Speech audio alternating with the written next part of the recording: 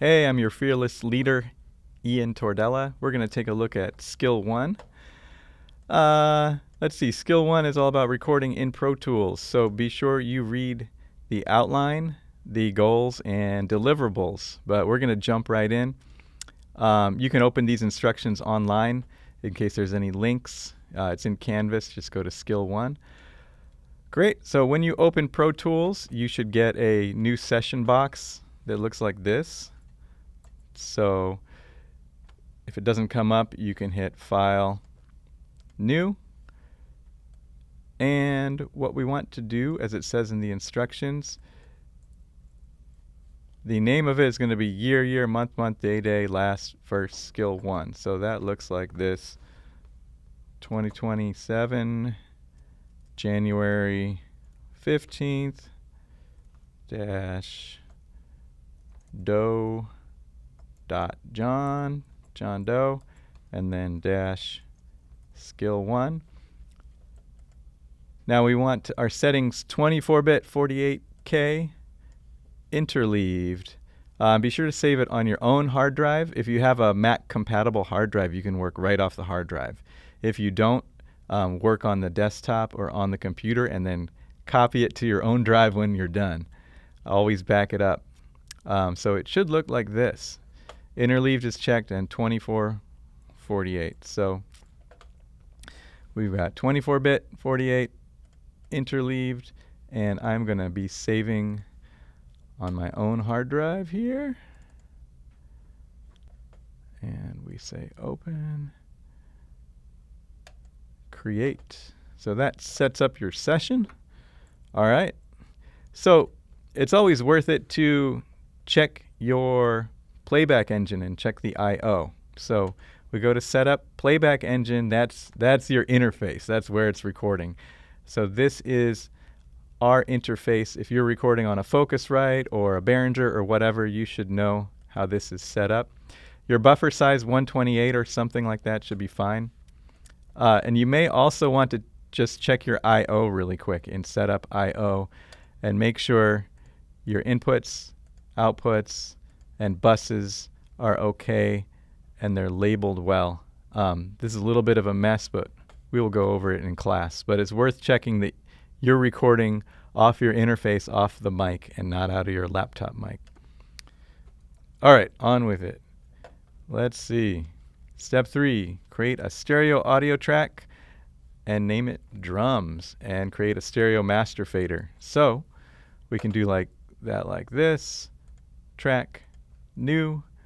Be sure to set this to stereo. If you need to rewind or slow this down, please do so, but we're going to call it drums. Create. So you could also say Command Shift or Control Shift N if you're on a PC, Control Shift. So now we're going to do our master fader, make it stereo. We have our 2 tracks here. All right, what is next? I recommend downloading all these stereo drum loops. We're going to grab a drum loop. So this is in Canvas, in Files. So it looks like this. Here's Files. There's a folder called Stereo Drum Loops. You can go here and you can download the whole folder. Say download. Back to the instructions here. So I've already downloaded them. Great. So what you can do is go through your drum loops. Here's my drum loops. You can go through and kind of choose one that you like. I already listened to these, so I think I'm going to use this one. So now we have to import it to Pro Tools. So we're going to go File, Import Audio, and we are going to use the import dialog to find our loop and use copy or convert to get it into our session. And it's very important to use the copy button, or sometimes this button says convert. If you do not and you use add, it actually will leave the drum loop on your hard drive. When you say copy, it copies it into your session folder, which is really important. Let me see here. Okay, so we're going to say File, Import, audio, and you are going to find your drum loops where you downloaded them.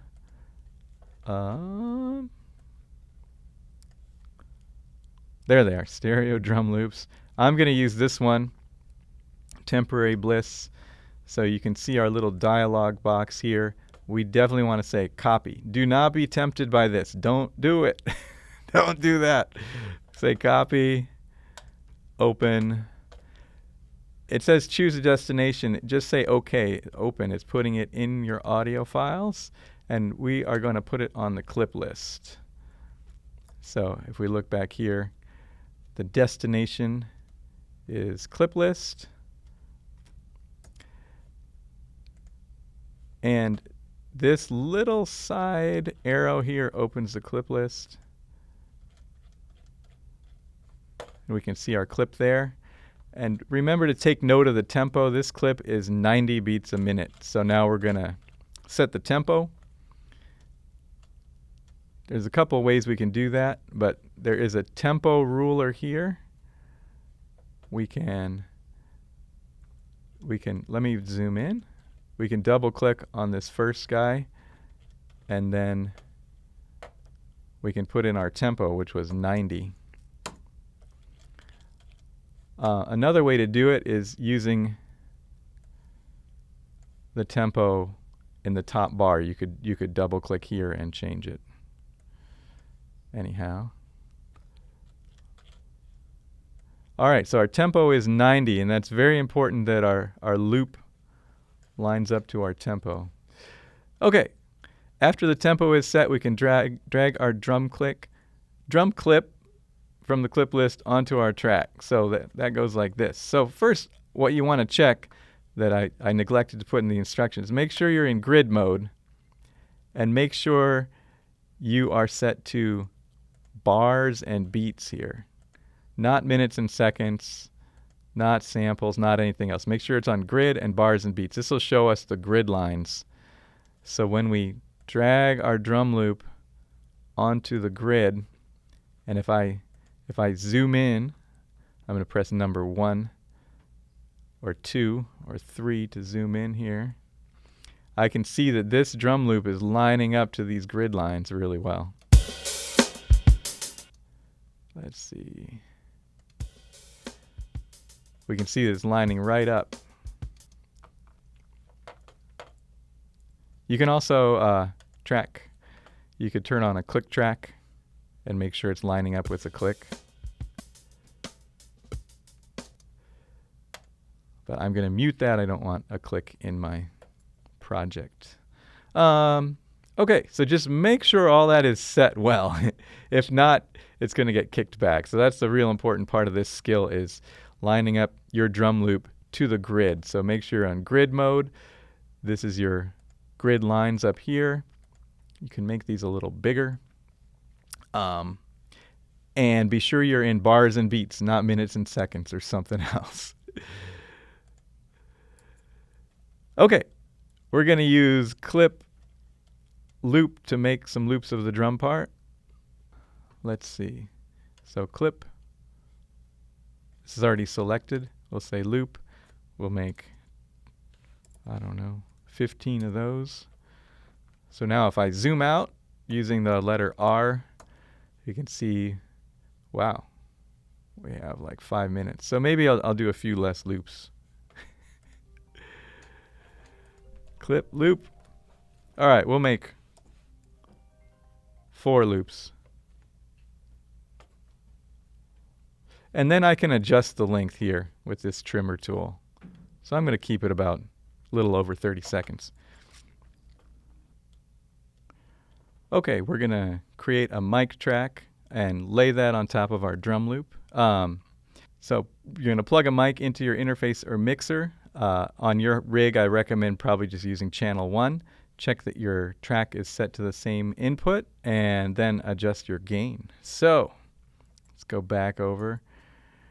So we've created our mic track. In this case, here at the studio, I'm actually using channel 9, but you're probably using channel 1. If you hit the I for input, you can see how hot your mic is. Yeah, I'm going to record a little overdub on this. So here we go. I'm going to use this handy mug here.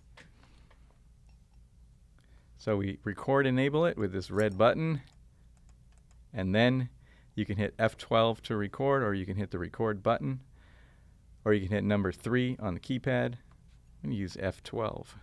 All right, here we go.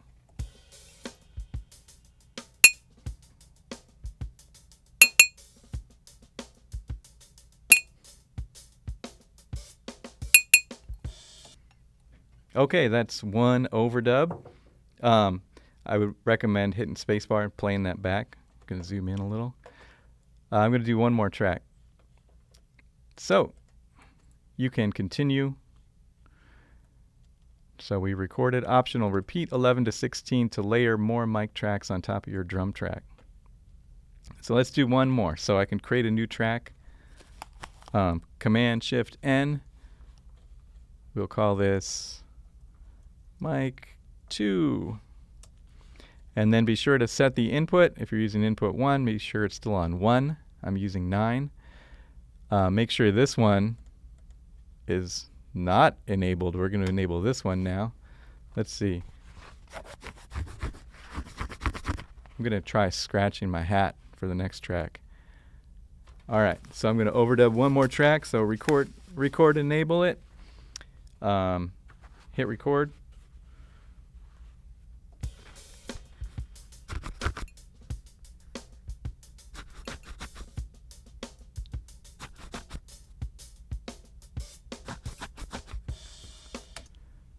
All right. That looks like it came out very, very quiet, but you can see my little scratches in there. Great. Cool. Let's continue. So put away your mic, wrap your cable. All right, we're going to use the edit tools to adjust our tracks and fade them. And then we're going to mix it and pan our tracks out. Great. So one thing I could do is I can shorten these to the length of this bar. I can create a little fade on the end of these just by highlighting and saying F. And I can go to the beginning and do the same thing.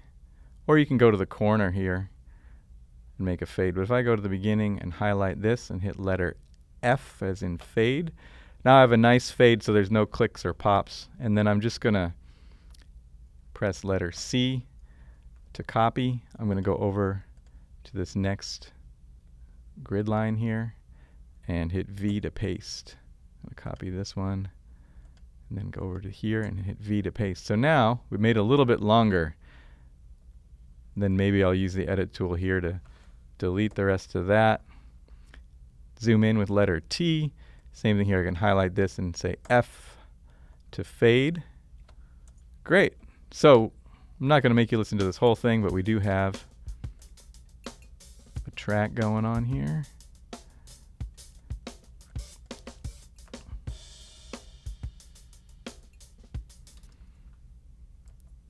All right, so you're going to mix the track by adjusting faders and pan settings till it sounds nice.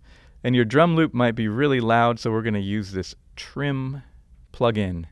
This is part of the assignment, learning how to use trim. So let me show you how to do that. And we want to make sure none of the channels are clipping. There's no red or orange lights coming on. Great. So you can see how this drum loop is very loud compared to the other tracks. So I'm going to go to the first insert. You can find it in other, but I recommend just using search. Say trim. There it is. Hit enter. So this will trim the loudness of the track. If you look at the fader here, you can see how loud that drum track is. It's all the way up in the yellow. So I'm going to, as I said in the instructions, turn it down to about -8, -6, -8, -10. We'll go with -8. And then you'll see this meter is now more reasonable. We're keeping it right in the middle, and that'll make it easier to mix. So then you can go to your mix view. Remember, command equals timeline mix, or edit window, mix window. and you can start adjusting the faders to balance your track. Now a good trick is I could say Option, and I could move this trim over to my second mic, which was way too quiet, and I could boost that.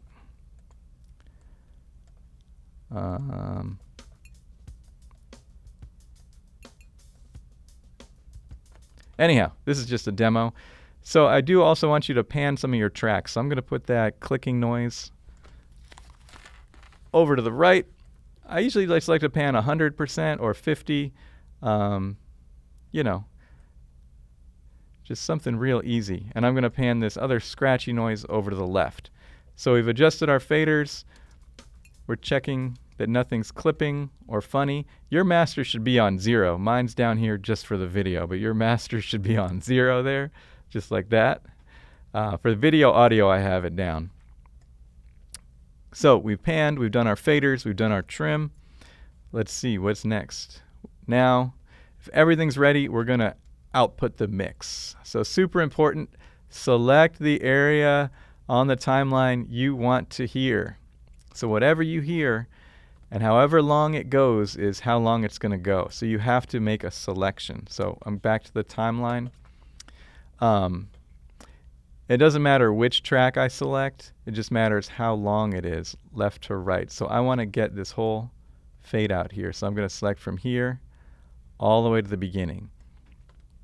And when I hit play, whatever I hear is how the mix is going to sound.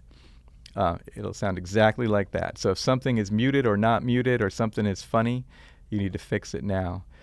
What happens if you don't make a selection, just to make sure all your effects ring out and stuff, Pro Tools adds about an extra minute of blank space because it didn't know where you wanted to end. So always make a selection, and it will play until the end of this. All right, so we're going to say File, Bounce Mix, and get into these bounce settings. We're gonna have the right name for the file, the right file type, the right source, and we're going to set our mix to a different bit rate. This is more like old school MP3 or CD quality bit rate, 16-bit and 44.1, the bit and sample rate. And then we're going to bounce it down, that aka mix it down. So we're going to say File, Bounce Mix, and here are those settings. So we're going to call it, we don't need the date on this, so that's our name. And the export type, we definitely want to use a WAV, like this is a professional quality export. Make sure you're on the right source. That's probably just 1.2 or your main outs.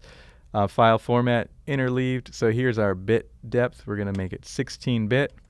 And our sample rate, we're going to convert it to 44.1. These always save in the session folder in bounced files. Please don't move it. Don't mess with it.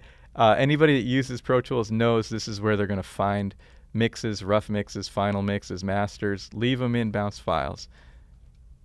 And offline means it's going to do it automatically, so we just hit bounce. You'll see it bounce. Let's check our instructions. Now you want to find your bounce in the Finder and listen to it all the way through to verify that it worked. So let me show you how to do that. I'm in the Finder.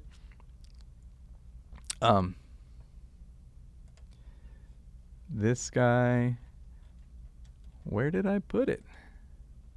Here it is. We could also search by date. So here it is, Do John Skill 1. Open that. There's a folder in there called Bounce Files. Open that. Here's the mix. Open it up or hit spacebar. Listen to it all the way through. Make sure it's cool. You never want to submit your work without hearing it first. So, great.